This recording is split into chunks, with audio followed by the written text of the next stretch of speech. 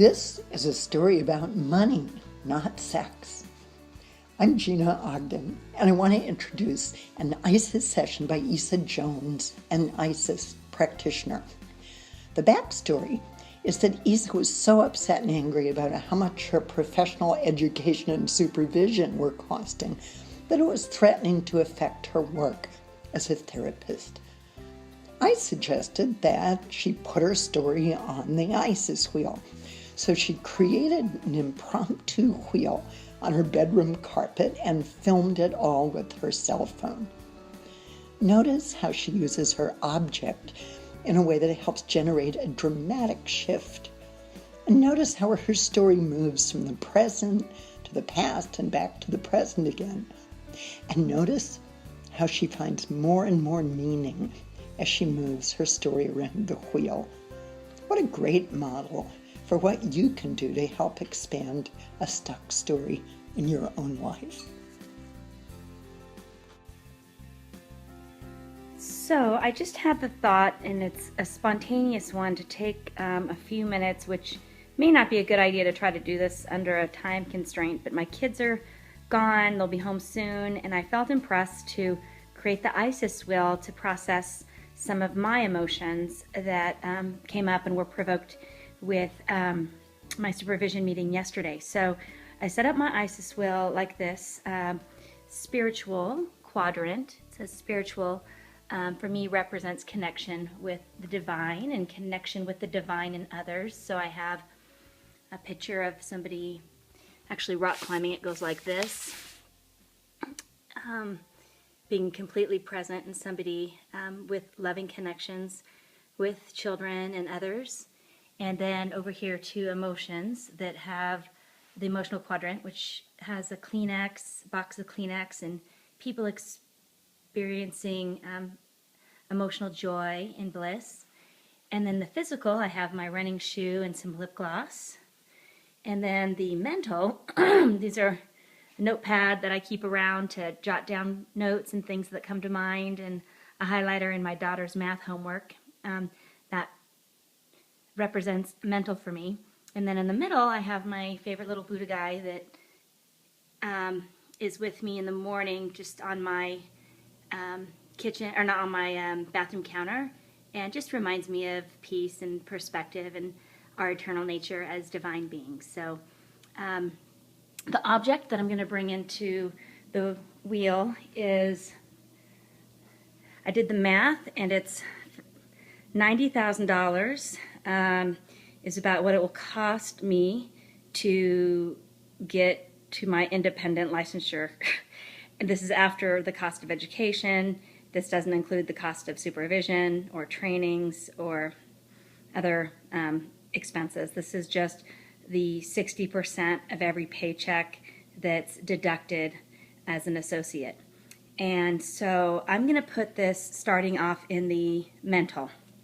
And these are the thoughts that come up for me about that. So I'm standing in the mental quadrant, and to me it seems very unfair, and I question who came up with this model for, or this idea that you should only keep 40% of your income for 1,500 or more clinical hours. And was that just set up so agencies could be staffed? Because, of course, if you're in an agency setting, you're not under that split, you're just under salary. So this actually applies to just the private practice contractual agreement. So that actually kind of moves me into the emotional, where it pisses me off. I think it's really unfair, and it makes me angry. And behind that, the emotion that's triggered is a feeling of exploitation. Like, I feel like this is very exploitive, and it bothers me to subject myself to that. And it's provoking in me like emotions about being a woman in the Mormon culture, about just feeling like it's not fair, that and I feel like it's placating a little bit to say, oh, whoever created this, like we wouldn't know that 40% is, I guess I'm getting back into my emotional or into my mental, but to stay with my emotional, it just feels exploitive, and I don't like that feeling. And so I'm going to move that into physical, because I'm actually feeling some bodily sensations right now. I'm feeling in my stomach, just kind of like this knotted feeling, and tightness in my chest when I think about this. And the interesting thing is that when I'm in this kind of framework of the negative emotion and the critical thoughts and the belly tightness or belly ache and tightness in my chest, I don't feel any spiritual connection. So I'm going to purposefully move it there, because that's where I want to go with this, because I don't like feeling, and I'll go back to my feeling. I don't like feeling this kind of negative emotion. I want to feel gratitude, because this is really a great opportunity for me to be working and to be having my own schedule and working on my own terms and being able to work with couples and private practice. Those are great things about what happy emotions are derived from that. I feel very, very grateful. And that kind of moves me into my spiritual realm. So I'm going to move that over here into spiritual. And I just want to sit with this, with my breath for a minute.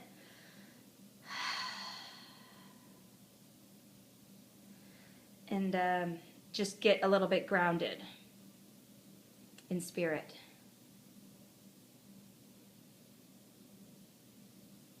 So this, for me, is a lesson in acceptance and letting go of resistance. And I feel peace when there's a very big distinction for me spiritually. When I think about acceptance, I don't think condonement. I don't think it's okay. So I guess I'm thinking now. I'm going into mental. I don't think it's okay. I don't think it's fair or right for the financial arrangement to be that it will cost me $90,000 on top of the $40,000 I spent on my education, on top of all the supervision costs, to come out of this and be able to earn $60,000 a year as a private practitioner. I think that system is flawed, and that's my thoughts about that. So I can still have that thought and accept it. So it's making, I love Eckhart Tolle teaches to make friends with the present moment. And so I'm going to move it back over here to spiritual. And I'm going to just breathe what is. So, me resisting what is what's creating the suffering and pain. And so I just want to accept the isness of what is. So this is the situation. And I can feel thankful and gratitude, which is a feeling. So I'll put one foot in feeling, but it's also really my spiritual practice of gratitude, that I'm in a position that I can do this, and I don't have to work in an agency to get to where I want to go, and that this opportunity opened up for me. And working with my supervisor, Rachel, even though it's been challenging, kind of working through some of the triggering that's happening with us emotionally, I feel like there's something really powerful that can happen between us. She's an amazing person. She's done amazing things. I think we're really alike in a lot of ways, and I think together we can have amazing synergy. And so I feel like there's promise. I have a lot of hope for once we kind of work through how to and develop the trust for one another and kind of process our own triggering, which for me is what I'm doing right now with this $90,000 story I have about my relationship with her. I think it's going to be a really, really great place for me to be, and it already is. Like I said, I can, the three things I wanted that I mindfully, intentionally went after when I graduated was to find a private practice where I could work with couples around sexual concerns and have a very flexible part-time schedule. That didn't exist. At least I had no frame of reference. Nobody I knew had ever been able to do this. And Rachel and I created this opportunity for me. She allows me to work my own schedule, to see my own clients, schedule my own clients, to specialize and practice in the ways I want to. And that is incredible. I've absolutely threaded the needle. And I think that's part of the disconnect with her is that it seems too good to be true in a way, that I really feel like I'm part of a bigger plan. And I guess I'm going back into mental now. So the sense making I'm doing now is that this is where I'm supposed to be. I feel that way, that this is where I'm supposed to be. And so I'm going to go into emotion and feel that for a minute. Okay, so I'm going to just check in with my emotions and feel if this is where I'm supposed to be right now in my career. And if this is this $90,000 or this feeling of exploitation, is this something that I need to do anything about, to try to enact change around, or not? And my feeling right now is that it's not the time for me to enact any change. Like I said before, just because I accept something doesn't mean I condone it or don't wish to create change, but I want that change to be born of a place of acceptance.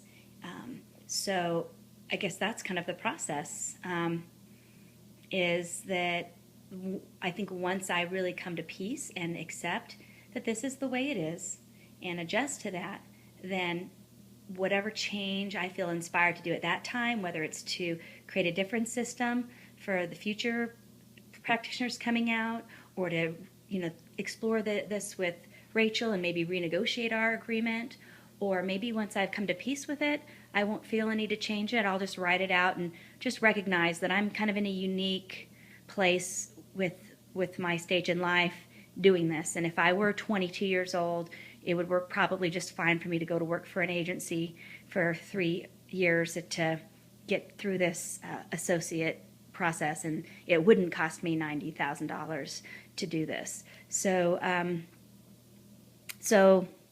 emotionally, yeah, I can just feel peace around this. I can feel acceptance around this. Physically, I'm going to move and check in with my body.